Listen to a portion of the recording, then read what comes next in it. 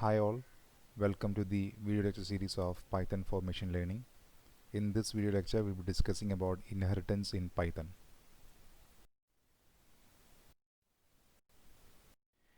Inheritance is a property which allows us to create a new class that takes all the functionality of an existing class, and along with that we can modify or we can add our own definitions. It's an important or powerful feature of object-oriented programming language, and it is because of this feature we have something known as code reusability. That means the code that is written once, we can use it any number of times and anywhere. So what is inheritance? Inheritance is defining a new class with little or no modification to an existing class. That means we have written one class and we can create a new class. So when we write a class, inside it there will be some variables and methods. We can create a new class so that we can make use of the existing methods and variables inside an existing class. Along with that, we can add some more variables and methods. So we don't have to write from the scratch.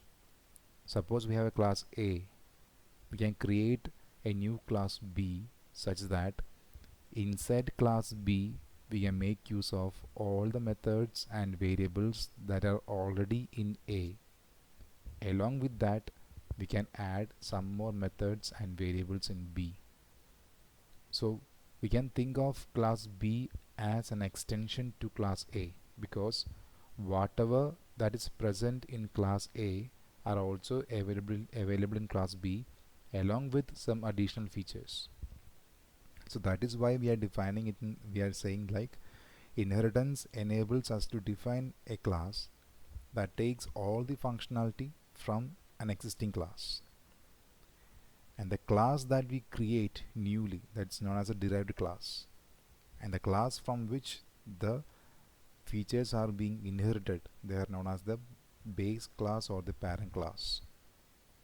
So in our example, class A is the base or the parent class and class B is the child or derived class, because class B is copying or it is inheriting all the features in the sense variables and methods from class A. So class A is the parent class of class B and class B is the derived or child class of class A. I hope the definition is clear to you. It is defining a new class with little or no modification to an existing class. So a new class from an existing class, that is known as inheritance. As mentioned just now, inheritance is the feature that provides something known as code reusability. That means we can use an existing class to create a new class without developing it from the scratch. And also, in case of inheritance, the child class, that is the class that we create from existing class, acquires the properties and can access all the data members and functions defined in the parent class. So suppose A and B, A is the parent class and B is the child class. Suppose inside A we have 5 methods. Class B can access all these 5 methods because class B is the child class of class A. So it's like the parent-child relationship in human beings. We as a child inherits some properties from our parents. Similarly, in programming we can create new class such that the new class acquires some properties from an existing class. And a child class can also provide specific implementation for already existing functions inside a parent class. Suppose inside a class A we have a method named method 1, and we are creating a new class B such that B is the child class of class A. So as per the property of inheritance, all the methods inside class A is available for class B also.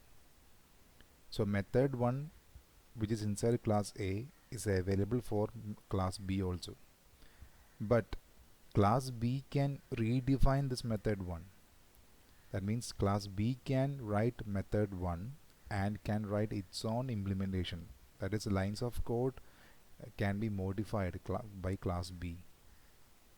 So at that time, or when we do like that, both class A and class B will have the same method named method 1. That is also possible. So in order to create an inheritance relationship between two classes, or how to create a child class from an existing class, for that what we have to do is we have to mention the class name of the parent class in a pair of parentheses along with the class name of the child class. As you can see here, the syntax is given here. We have the base class here and the body of the base class, and we are going to create a new class, that is a derived class.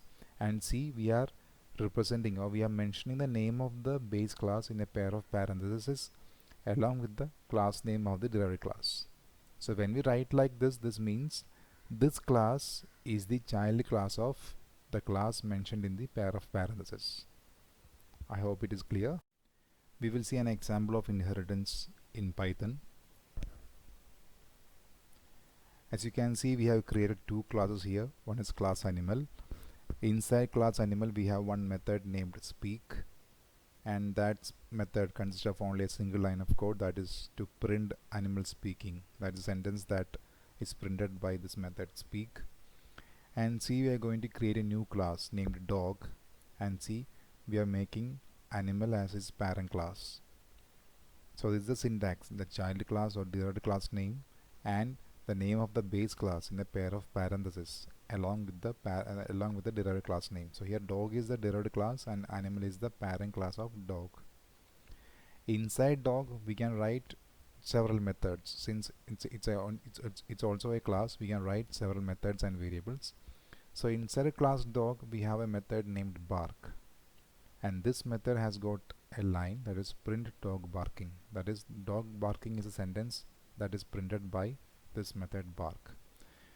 Now since dog is the derived class of class animal, dog can access the method speak also, because by inheritance this method will be available inside this class also.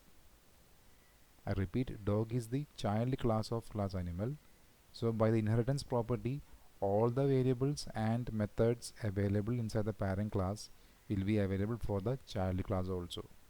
In this example, the method that is available inside the parent class is speak. So this method will be available for class dog also. So now class dog has got two methods.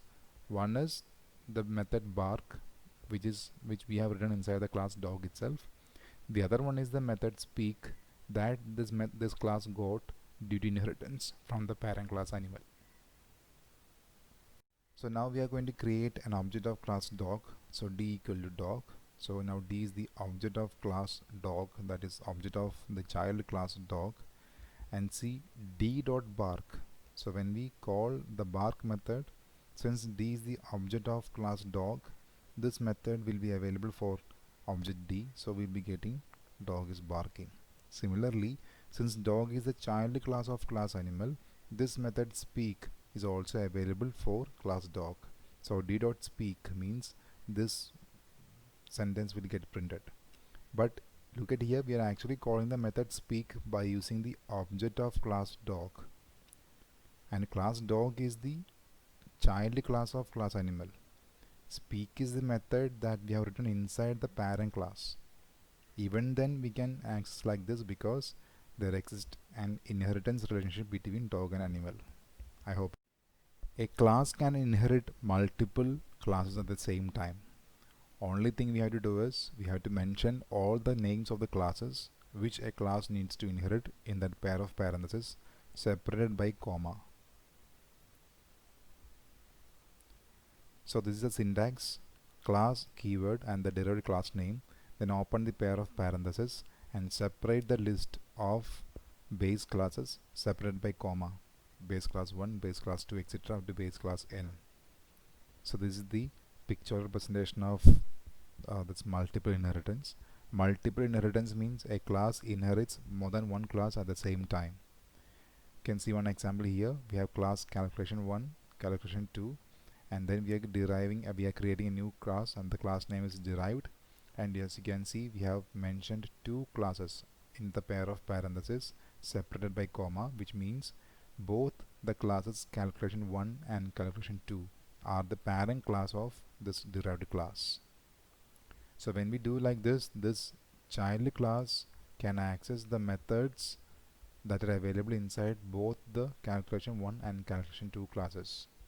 So as we can see, we are creating one object of class derived, and see d.summation. Summation is the method that is available inside calculation 1. Even then we can use that because derived class inherits calculation 1. Similarly, d.multiplication. This method multiplication is actually inside calculation 2 class, but even then we can use it here by using the object of class derived, because derived class inherits calculation 2 also. So look at this.